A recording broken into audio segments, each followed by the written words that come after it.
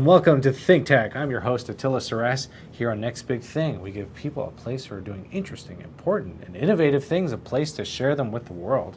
With us today is Kimberly Canepa. She is the president of Junior Achievement here in Hawaii. Thank you for joining us in the studio. Thank you for having me. Really appreciate it. Well, I bet you see our nice white background. This means that we are now in heaven and we are in a very enlightened place.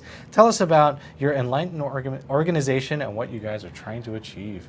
Awesome. So we're Junior Achievement of Hawaii. We are a nonprofit organization aimed to empower young people to own their economic success.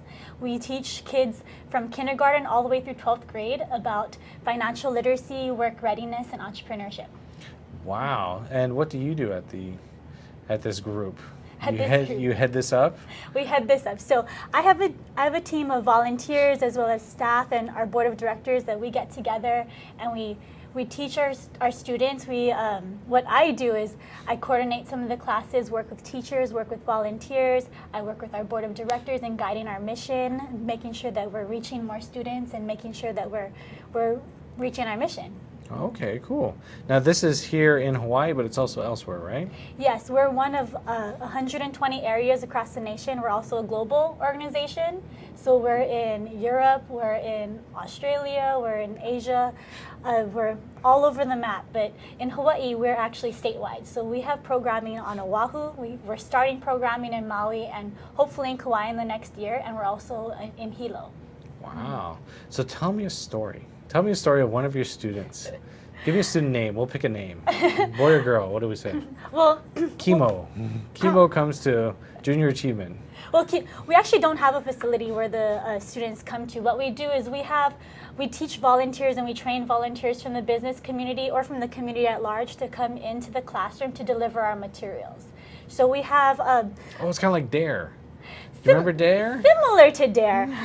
We have our own we have our JA experience that we do. We train our volunteers, we teach them, we kind of like train this trainer. So we have our volunteers come into the classroom from kindergarten all the way through 12th grade to really talk about financial literacy, work readiness, entrepreneurship, all of the skills that Junior Achievement endorses and all the skills that we really need our students to learn.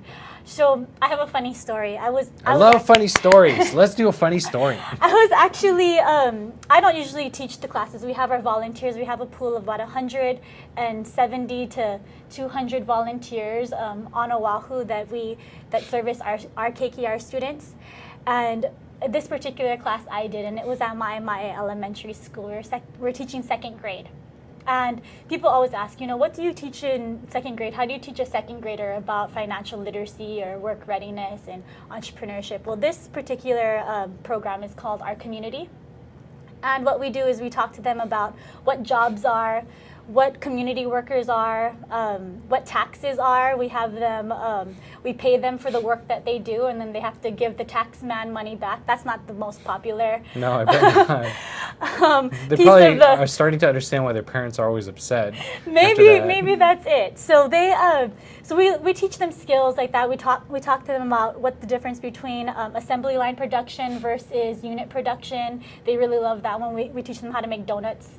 So it's really fun. This particular session, what we were teaching them was it was similar to a Monopoly game, and the kids would get into groups and they'd roll their dice and they'd come to certain spots on the mat, and it would say, okay, you broke your auntie's lamp. Do you want to work and do chores for 3 weeks to pay her back for the lamp, or do you want to withdraw $17 out of your bank account? So they would go down and they'll write a register of withdrawals and deposits. So that's kind of the session. We're teaching them about withdrawal and deposit.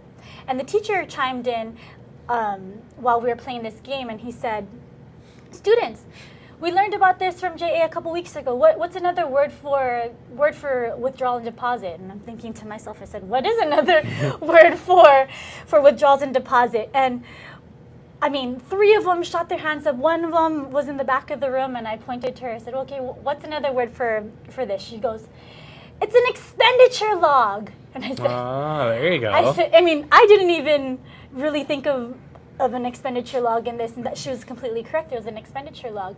Second grade, they're 7 years old. So we teach our students about withdrawals, needs versus wants. We talk to them about what jobs are, what kind of jobs they want. You know, in elementary school, everybody wants to be an NFL player, NBA player, but we talk to them about the different careers that they can have out there. You know, with tech, with STEM, with just in general business as well. So that's kind of what we do.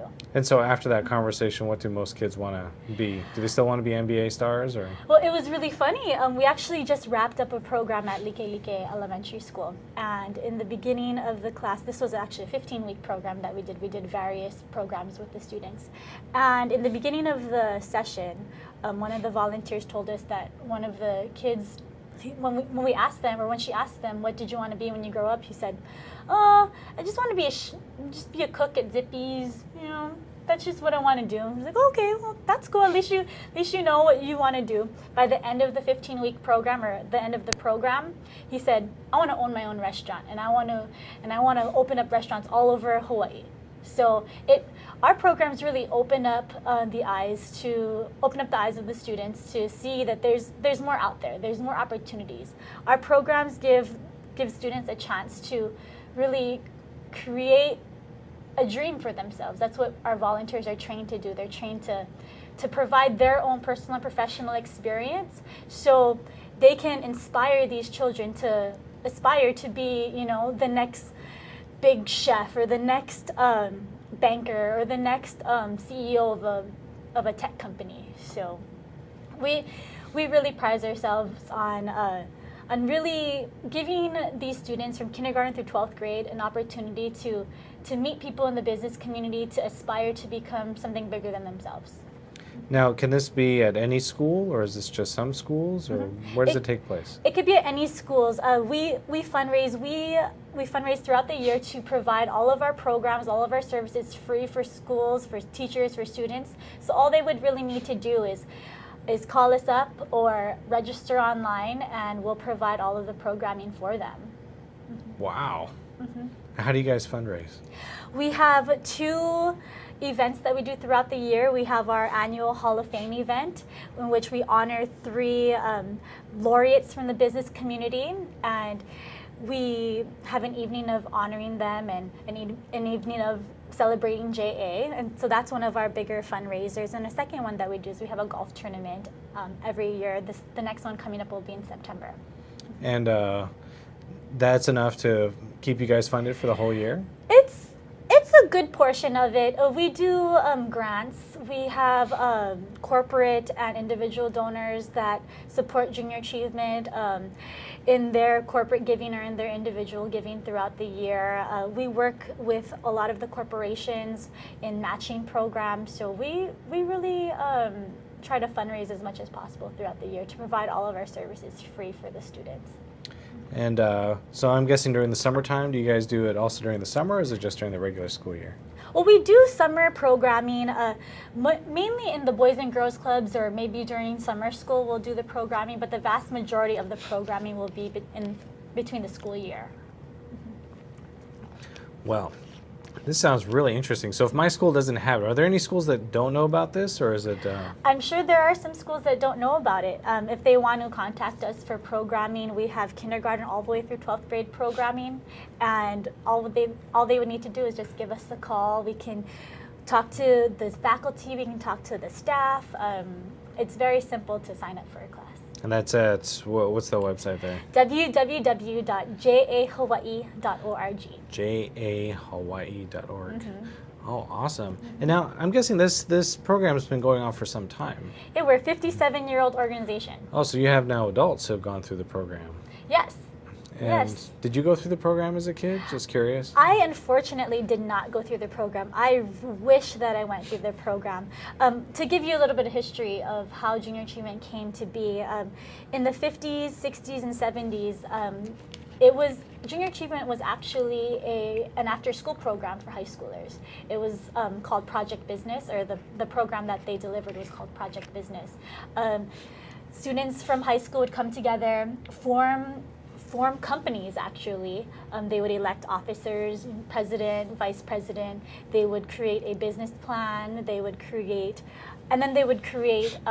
items.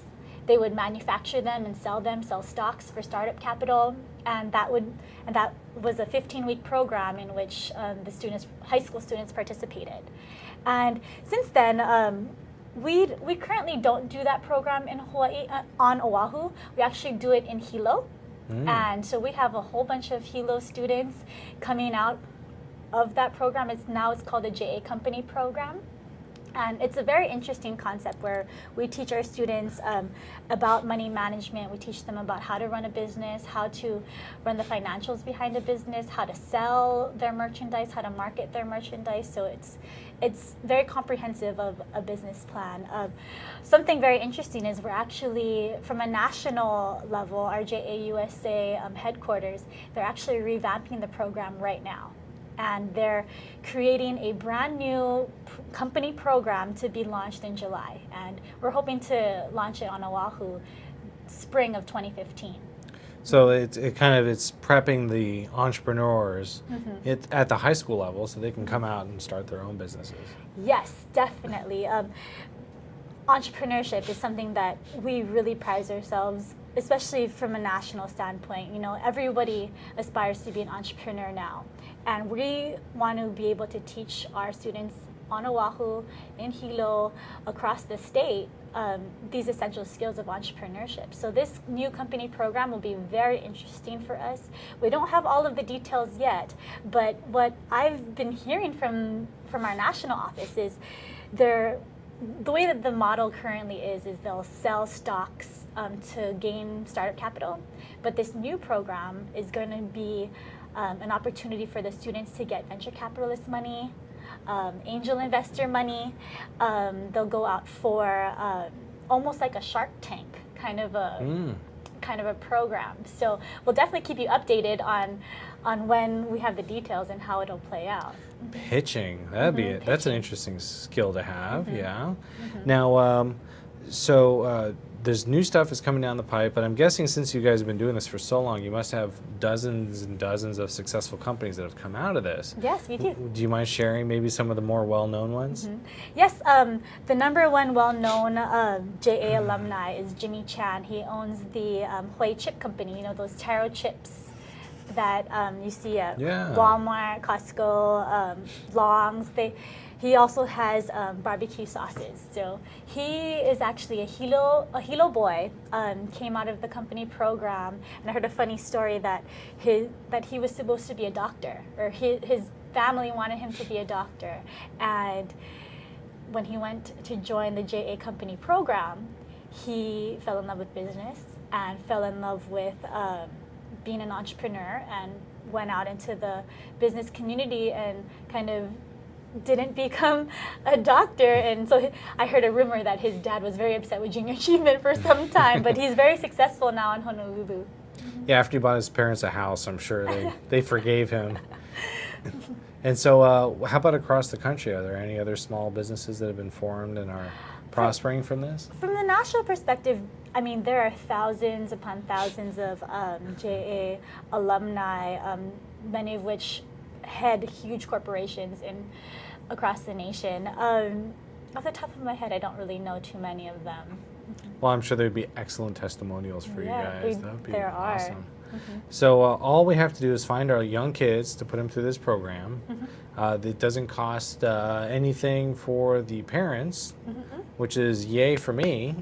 Love that. And if the school doesn't know about it, they can go to jahawaii.org and learn more about the program and what it's going to take to make it all happen. Yes. That is awesome. All right. Well, I think we've covered pretty much all the topics for JA. Is there anything else you want to share before we go off the air? No, I just wanted to say thank you to all of the supporters of Junior Achievement and our board of directors, and thank you to you for having us on. All right. Awesome. Thank you, Kim, for joining us. Thank you. All right, guys. Well, thank you so much for tuning in to Think Tech. I'm your host, Attila Seress, signing off. Aloha.